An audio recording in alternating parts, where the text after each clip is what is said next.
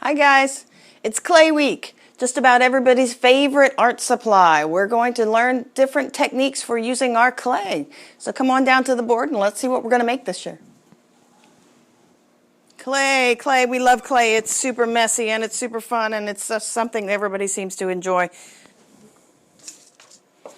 All right, 7th grade. This year we're going to create something using a technique we used in 4th grade. You're going to need 2 separate pieces of clay. And I'm going to work a little smaller than you are. Once you've got those 2 separate pieces of clay, you're going to roll them into sort of a ball. And we're going to create a traditional form called a pinch pot. All that means is we're going to take our little projects, we're going to stick your thumb into the center, and we're going to use a pinching motion to create the opening so that I have a nice smooth, even edge. When you stick your thumb in the center, of course, you do not want to go all the way through, but when you start pinching, you do want to go to the very bottom of that pot to make sure that you've thinned out all that material. I'm just going to keep my thumb on the inside and I'm going to pinch all the way around the edges until I get that clay nice and even. You can see this part is where I've pinched and this part is where I have not. See how thick that is compared to this side? I'm just going to keep pinching my little container until I have it nice and even. You want the walls of your pinch pot to be even because if they are not, they will dry unevenly, and uneven drying tends to make projects crack. So let's make sure we've got a nice even pot. All right, there's pinch pot number 1. Let's do pinch pot number 2.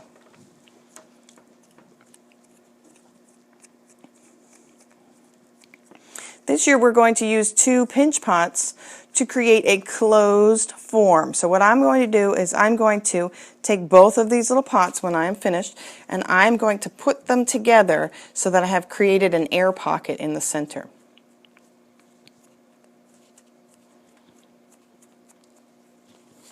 You want to make both of them approximately the same size. It helps if you have 2 even balls of clay.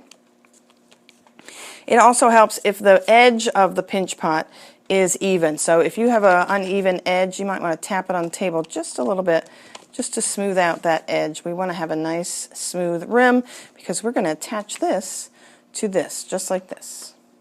How do I attach them? Well, let's not forget the most important connection part. We learned it in elementary school. We called it a zipper. This is called slipping and scoring. You're scratching up the surface of the clay and you're adding a little water, or in our case clay and water mixed, which is called the slip. That's the slip part of this technique. You don't need to make really deep gashes in your project. You just want to scratch up the surface just enough so that we can use that attaching technique. Remember we talked about it in the elementary school. When you take those zipper teeth and you stick them together, they really hold tightly. If you were to place 2 pieces together just like this, they tend to slip around and the air can get in there and then they'll fall apart. So I really want to get those connected. I have a little bit of clay and water mixture here, so I'm going to go around the surface and just add a couple of drops. Not enough to smooth out the surface, but just enough to get a little bit of water on there to help them stick together. Think of it as a glue. And now I'm going to stick those edges together. Stick them together nice and carefully. And I'm going to gently start to move the clay from one side of the pot to the other. So each pinch pot has a little bit of its rim moving back and forth. And I want to do this very carefully because I don't want to collapse that air pocket. I want to make sure that it stays in there nice and tight.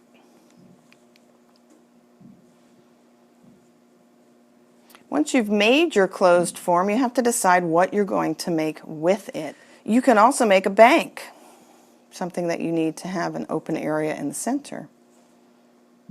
So now you can see that I've gone all the way around my project. Now I want to do a little bit more smoothing so I don't see that rim at all. And I can start to shape the project a little bit more because that air pocket will help me and the clay will not collapse. Now it's almost like a balloon. If you want your bank or your salt and pepper shaker to stay round, then this is what you have. You got a nice round form. And I can see that there is a bubble in there because when I do this, it moves in a different direction. So I'm moving that air in this direction and I can see it moving in this direction.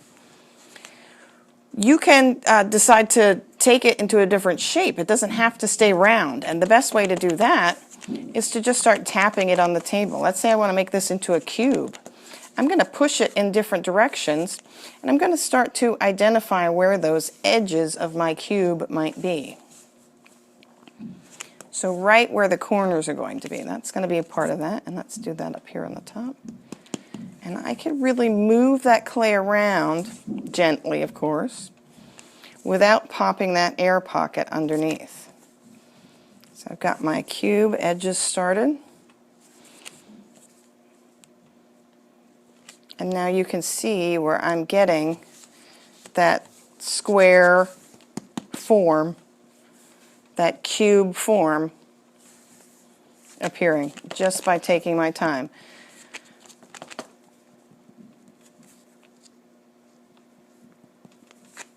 Oh, you can even hear it. Here, it sounds hollow. Because, of course, it is.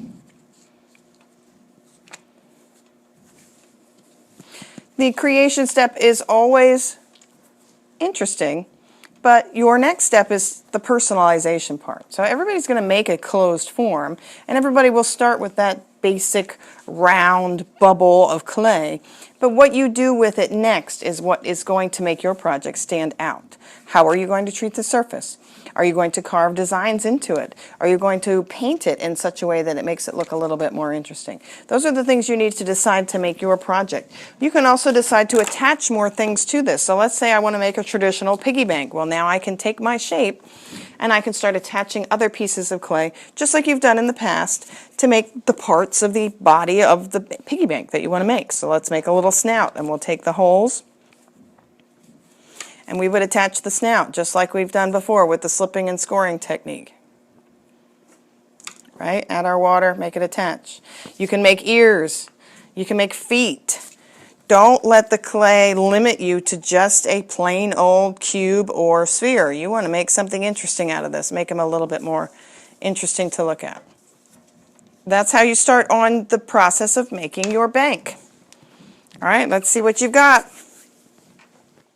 Last part, always take a pencil, put your name on the bottom. Please do not just use your initials. You're going to need to use your entire first name and maybe a last initial.